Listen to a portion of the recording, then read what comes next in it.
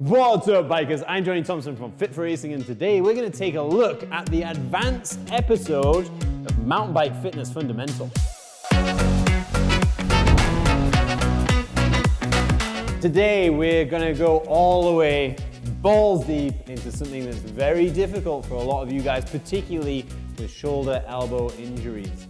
Now I'll look back on the intermediate and beginner versions of the squats because it will help with all of the mechanics that you need to be able to perform this safely. If you can't do the front squat, don't worry, you can do back squat, which we showed you in the intermediate version.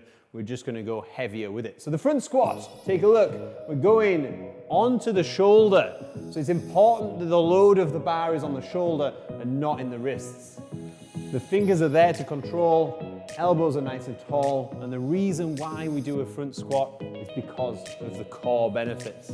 So Pat's gonna squat down with this, nicely braced through the obliques, supporting himself. He can be more vertical in the torso because of the placement of the bar on the front rather than on the back. Stand up. It also puts a lot of strain through the midline, so you need to stabilize and brace that to be able to perform these well. So it's not just necessarily a leg movement. These squats are amazing for the whole body, what we call a compound movement, which we introduce into our programs because they've got so much benefit and so much crossover to mountain biking. Try 5 sets of 5 with incremental weight increases, but without going more than 20% from your first working set. So now we've established that front rack position, we're gonna use that for the lunge as well. So if you take a look at Pat, this 40 kilos is probably quite heavy, but the mechanics of the upper body remain the same. Step forwards, into that lunge, back knee to the ground, but without a thud. You can do alternating if it's part of a metabolic conditioning workout, or if it's strengthening, you can stick to one leg. So because this is a strengthening episode, we're gonna suggest doing 12 to 15 reps on one side, then rest 2 minutes, do the other side, and do that 3 to 5 times round. If you struggle, of course, with the front rack position, you can do that same thing on the back. It's not quite as safe, so if you need to bail out, it's difficult, but we get a similar benefit through the legs, just not so much of the core. And the daddy of all hinge movements, the deadlift. So this one will probably be the most weight you'll lift on any given lift. And if you take a look, that weight comes all the way from Pat's arms into his shoulders and upper body and hits the lower back before going into his legs to the ground. So every part of his structure needs to be sound, stable, and in the right position before pulling. So Pat goes down to the ground. Let's say he's got 200 kilos on this bar. This is how a failed deadlift should look. 1, 2, 3, go! No, Pat! Ready? 3, 2, 1, go! No, it's not going anywhere! No change, there's no change. This is what we want on a failed deadlift. Just the feeling of tension, you know the bar's not gonna come off the ground, and you stop before this happens.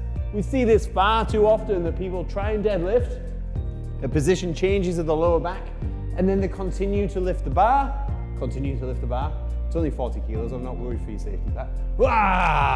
And then all the bros cheer, say, yes, I got a PB today, 200 kilos, yes, but you just fucked your spine. What we don't want is change of position. Not only is it unsafe, but it's less than optimum for performance. We want glutes and hamstrings developed, not lower back. The core here is for bracing and supporting that spinal curve.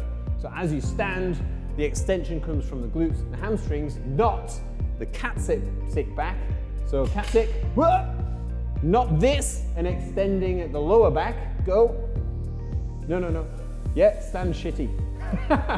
And then once you get it up there, pushing your knees forwards and engaging the quads because you're too weak in the glutes and hamstrings, which is all different from what we want to actually achieve from the movement.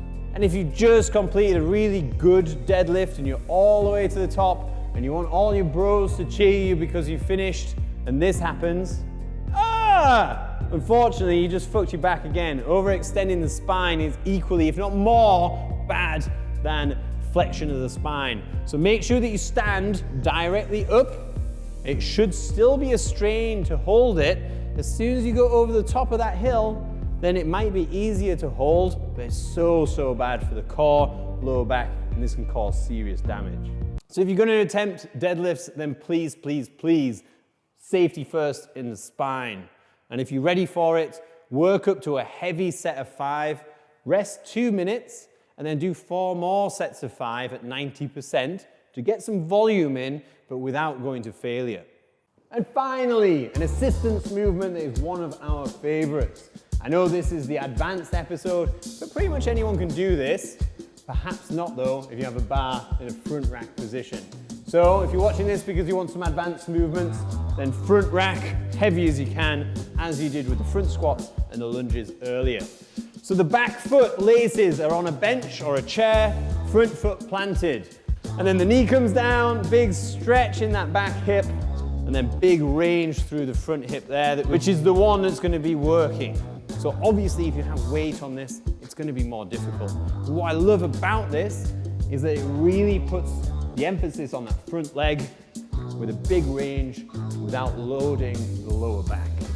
Perform 12, 15, 20 reps of that each side. Add weight if you want to be super advanced and get the benefits of strengthening through the hips, which of course will make you a better rider. That's it for this episode. Subscribe, like, put the notifications on so you can see more, because there's going to be more in the future. Upper body next. Check back at intermediate and beginner. I'm just talking for too long. People have already switched off. I think there's like 5 people still watching. If you're still watching, thank you very much. I'll see you next time.